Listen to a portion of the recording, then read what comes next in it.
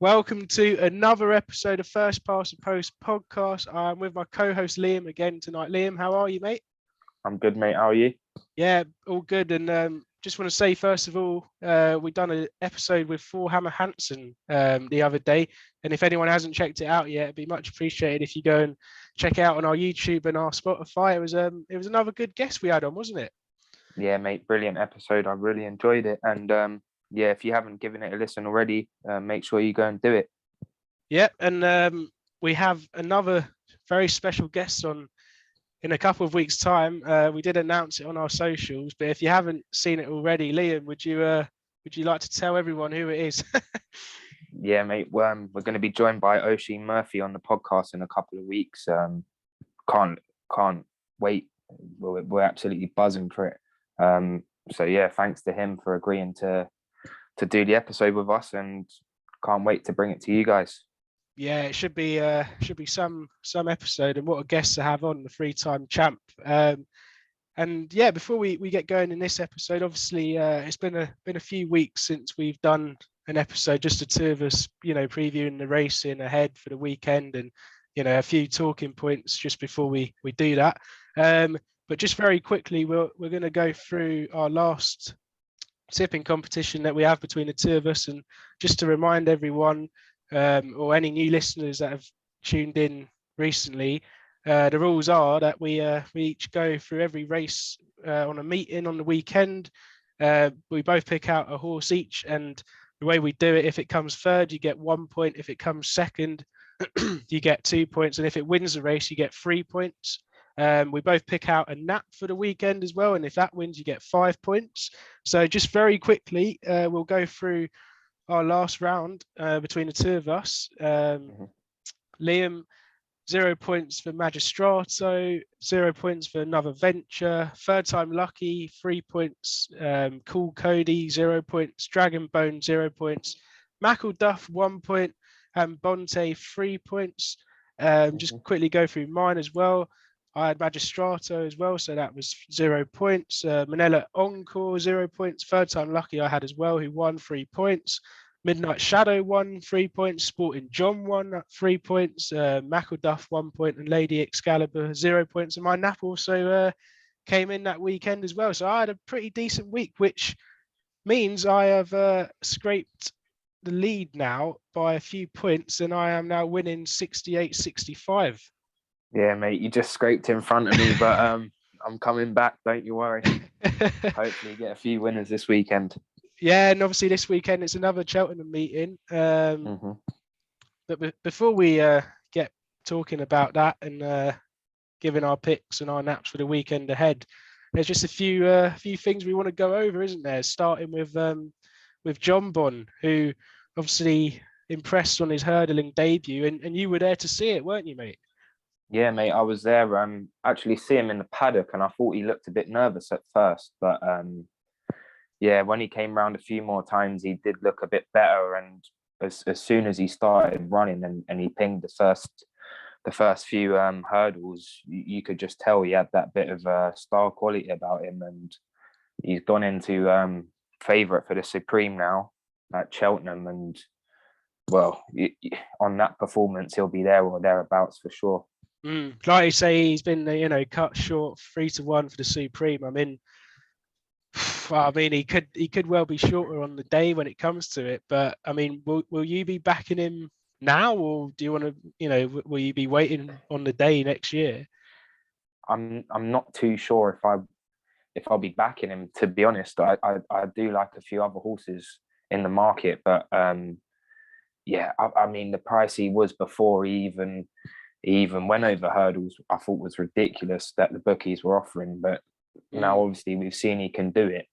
I mean, it'd be interesting to see. I mean, you've got a few other good novice hurdlers out there, like Constitution Hill for Nicky Henderson, who I thought looked exceptional the other day. And obviously you've got, I mean, Kilcruit, we'll touch on that a bit later, and Sir Gerhard. It'd be interesting to see if he goes to the Supreme or the Ballymore. But yeah, there's some top novice hurdlers out there, so it would definitely be interesting to see how it unfolds between now and Cheltenham. Yeah, couldn't agree more. And obviously, I mean, Jonbon, just the final thing. I mean, obviously, JP McManus spent 570,000 on him.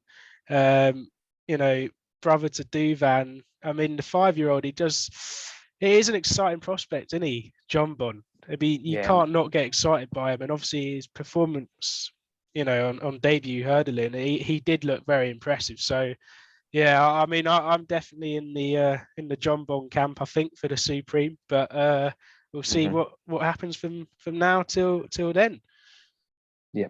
And yeah, obviously you had the Tingle Creek as well at Sandown, which was, I mean, some people were saying it's, you know, it weren't the best of Tingle Creeks this year. What do you think about that, mate? I'd have to agree. When you get a horse like Shishkin who drops out, obviously the quality is going to drop. But that's not taking anything away from Grenadine and Bryony Frost. She gave Grenadine an excellent ride, and yeah, taking nothing away from her. Brilliant performance. I was disappointed by Chacun Pour Soi.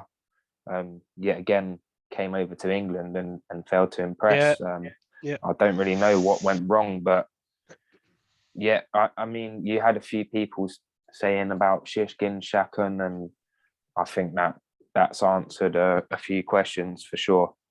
Yeah, I mean, Chacun obviously second time in, you know, over here, and you know, he's not impressed at all. And I think he made a few jumping errors as well before just totally sort of fading out.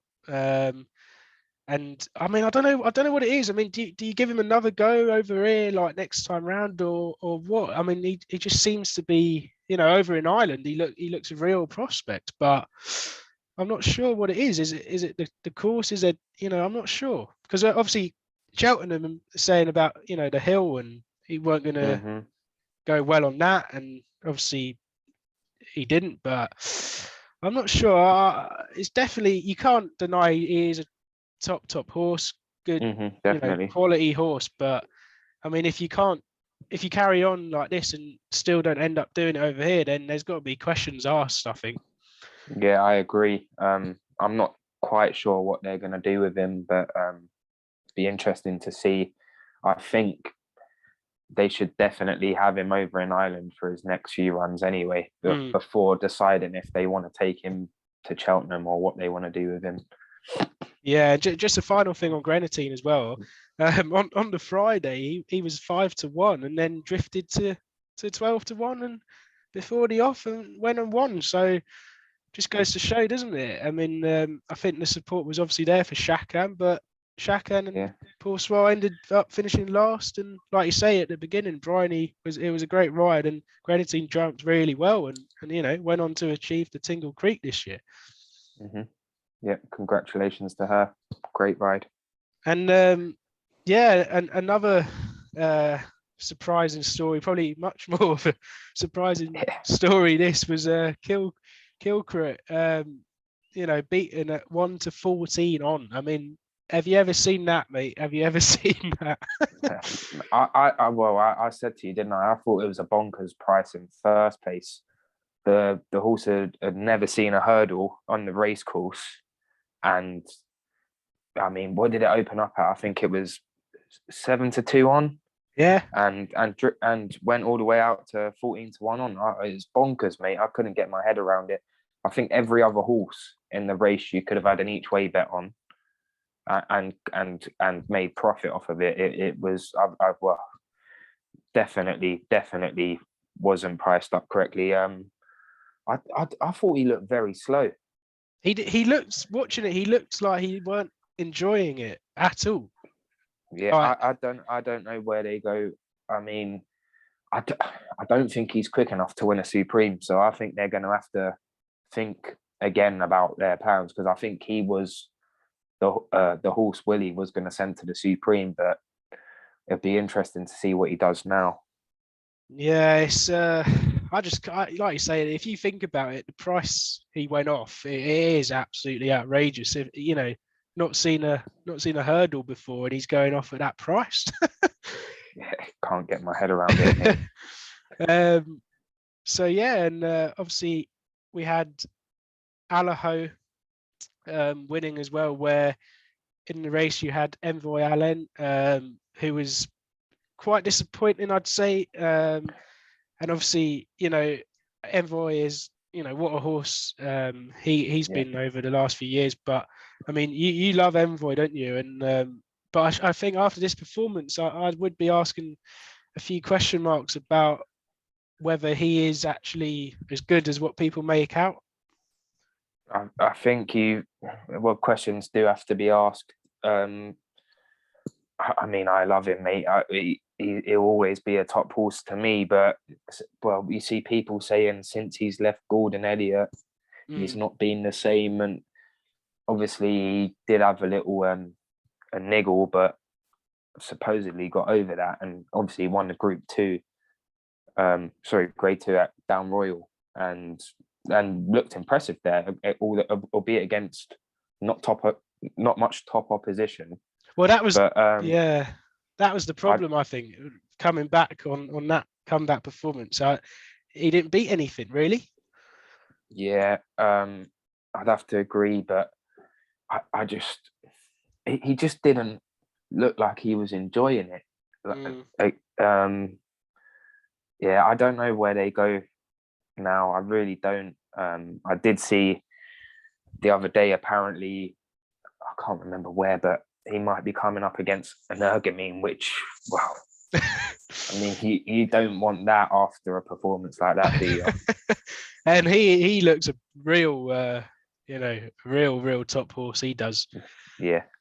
And yeah, just finally, before we get into the previewing for this weekend's racing at Cheltenham, you got Rachael Blackmore, who has been nominated for the BBC World's Sport. Is it Sports Star of the Year? Yeah, that's the one. And she's currently, I think, favourite. And after what she's achieved in her career, and again over the last sort of couple of years more so, it would be brilliant to see a jockey win this, I think. Yeah, mate, I agree. I think she's fantastic for the sport. I mean, just look at what she's achieved in the last year alone. I think she had the joint most winners at the Cheltenham Festival with Paul Townend, and then first female winner of the Grand National. She's an exceptional jockey, mate. Thoroughly deserves to win, in my opinion. Like you said, 3-1 on favourite. So I'd love to see her win it. And if you haven't voted already, go and vote for Rachael. Yep, can't agree more. I mean, it'd be quality, but you look at other people nominated in that: Tom Brady, Novak Djokovic, Max Verstappen. I mean, they're big names to be competing against. When you look at it from that aspect. But no, good luck to her, and I really hope she does it. Yeah, agreed, mate. Spot on. So yeah, that little roundup of what's been going on in the world of racing. So should we go into our Cheltenham picks for this weekend on the Saturday? Yeah, mate. I'll kick things off, starting with the 12:05. I've gone for Twilight Twist. He's a winner of a Class 4 race on hurdling debut over 2 miles at Huntingdon. He was second to Too Friendly, who looked quite handy that day. In his second appearance, in a Class 2 over 2 miles at Newcastle. He comes down for £1 for his efforts, and I expect him to go close again here. Yeah, I've gone for Message Personnel for the Skeltons. Got fairly decent form over hurdles. Held up when leading in the run-in last time out. But he should improve further for his new yard. And I think the Skeltons, they've been on great form as well recently since the jump season has come back. And I think currently 4-1 in the market, not a bad price. And I think Message Personnel could be the big danger in this. Mm-hmm. Going on to the next race, the 12:40. I've gone for My Drogo. Obviously one of Dan Skelton's top prospects. Expect him to bounce back here after he was dramatically beaten last time when he fell with Gin on Lime at Cheltenham. I mean, just touching on that quickly. I've never seen a thing like it. Yeah, It was But ridiculous how Rachael got back up on Gin on Lime and went on to just exceptional. walk home because the last remaining runner. But yeah, that was ridiculous, really. Yeah. So going back to that, yeah, last time he did look like he was going to go on to win comfortably before he fell. He should be too good for the rest of this field, and he should beat all of these comfortably, especially when you consider, I mean, he's one of Dan Skelton's best top prospects, and they're saying about all roads lead to Cheltenham and stuff. He hasn't proved it over fences yet, though, so he's got to do that here. Yeah, I've obviously gone for him as well. I mean, you know how much I really rate this horse. Yeah, and like you say, if only the 4 runners, he's the one to beat. And if he don't have any mistake in his jumping or things like that, just jump smoothly, he should really cruise to victory. I think in this race this weekend, he really should. I agree with you there, mate. Moving on to the next race, the 115. I've gone for Ferre Bamboo. I feel as though he could have a big race in him for Venetia Williams and Charlie Deutsch. They've been good together lately, and he's only carrying 10 stone 8 pounds. He's come down 6 pounds for his 3rd place effort in the Ladbrokes handicap chase at Newbury last time out. I think carrying 10 stone 8 is very respectable, and I think he could go well here. Yeah, interesting. Good point to put out there as well about Charlie Deutsch and Venetia Williams. They've actually been a duo who have been firing in a few winners, I'd say, recently. Definitely have caught the eye. I've actually gone for Editor Dejit, who this horse has cropped up a bit recently, and I've definitely liked what I've seen from this horse. And Jamie Moore is normally on board, but you got Niall Houlihan taking the ride this weekend. And I think he's definitely a live player. Obviously, before his last run, he fell on return at Ascot, but obviously proved much better last month when he ended up winning the race. So, I think he's got another very, very strong chance, and could well be the one to beat if he sorts out his jumping and doesn't manage to fall like he did his second to last time out. Well, I think he's actually a really good horse, but yeah, I the thing that put me off of him was the weight he's carrying. But yeah, good luck with that selection, mate. Just moving on to the next race, the 150. I've gone for Cool Cody. I mean, I'm a massive fan of Cool Cody. Multiple time course and distance winner. He was traveling really strongly in the Paddy Power Gold Cup here last month. He fell 2 out. He's dropped a pound in weight since then as well. And if he jumps soundly, I expect him to go close. I mean, he was cruising alongside Midnight Shadow. So I expect him to go close here again. And obviously, you mentioned there Midnight Shadow you've got in this race, who was very impressive last time out. But I've actually gone for Dostal Phil for Philip Hobbs, Aidan Coleman on board. I really like this horse for Philip Hobbs. Decent form, and I think in a race where it's fairly open, I think if he comes back and shows the form that he's definitely capable of, he's definitely one to be interested in. But like you say, you've got Midnight Shadow there, who I wouldn't rule out at all with his current form. And then even a few horses in the market who are bigger odds who could be a danger, like Fusil Raffles and Zanza. But yeah, I'll go for Dostal Phil in this one. Nice one. I've gone for in the 1425, 225. I've gone for Paul Nicholls, Gelino Bello. Was second to Blazing Carl by 2.5 lengths last time out at Cheltenham. Fancy him to reverse the form here. He's actually £5 better off this time. I think that could make all the difference in which looks like a very strong race between the two at the head of the market. Yeah, and you mentioned that one at the head of the market, Blazing Cow. That is the one I've gone for. I think, going for the 4-timer, won his last 3. Definitely looks the one to beat. But I think obviously Gelino Bello, like you say, he might reverse the form this time round. But I think when a horse is in such form, like Blazing Cow is, I think he'll take all the beating again. And I would be fairly surprised if he doesn't go on to win this, actually, because the rest of the horses in there, you're looking at, there's not really much opposition. So I think Blazing Cow would be my bet to go for in this. Moving on to the 3:00 race, I've gone for So Royal. He was incredible when he won by 5.5 lengths at Wincanton last month.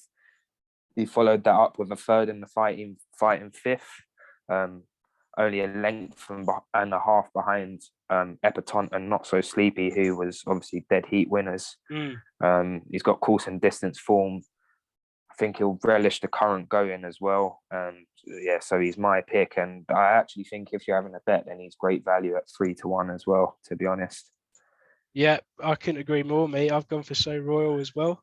I mean, you've got Ballyadam in this race, just to mention him as well, Song for Someone. But So Royal, I've been a fan of this horse for a little while now. And I think the form he showed, like you say, is definitely strong form compared to the others in this. And I think he's very much returned at the top of his game, so he's definitely feared the most, I'd say. So Royal could be the one for me in that as well. Obviously, you got Song for Someone's probably going to be the main risk there, but I mean Ballyadam, he's got to find a lot, hasn't he? Definitely, he needs to jumping has to improve massively. Yeah. But yeah, just moving on to the 3:35 race now. Gone for Winhouse. She was winner last time out in a Class 2 at Wincanton and comes in here a pound lighter. She's proven over the distance, and she came on strong late last time out and looked like she had more to give. I think she's very respectable in the weights at 10 stone 6 as well. So I've gone with her. Yeah, in the last, I've gone for Indefatigable for Darryl Jacob, Paul Webber's horse, and I reckon Darryl Jacob could end the day here on a quick fire double, I think, with So Royal. Yes. Really, Darryl Jacob as well, I think, is another jockey who's in quite good form as well. Yeah, mate. Top jockey. Yeah, Indefatigable. I mean, last time out, very disappointing, finishing 6th out of a 6-runner race. But before that, won his last 2 with decent performances, won them well. And I think, again, if he bounces back in this, could be the one to go for, I think. So Darryl Jacob for me, Indefatigable. Easy for me to say. Yeah, she definitely could be the one, I think. I'll go for her, yeah. Nice. Do you want to? That's our picks done for Cheltenham. Do you want to go through your nap? Yep. I've gone over to Fairy House for my nap in the 11:30. I've gone for Blue Lord. He was a very useful novice hurdler from Willie Mullins last season. He placed 3 times in Grade 1 events and makes his chasing debut here, but I expect him to win, to be honest. Got other good horses in the race like Albert as well. So, but yeah, I think he should beat Esfield. Yeah, and my nap for the Saturday is the 11:50, the first race at Doncaster. I've gone for Westwood Rider. Nicky Henderson horse, James Bowen on board. 40,000 euros for this horse, 3-year-old.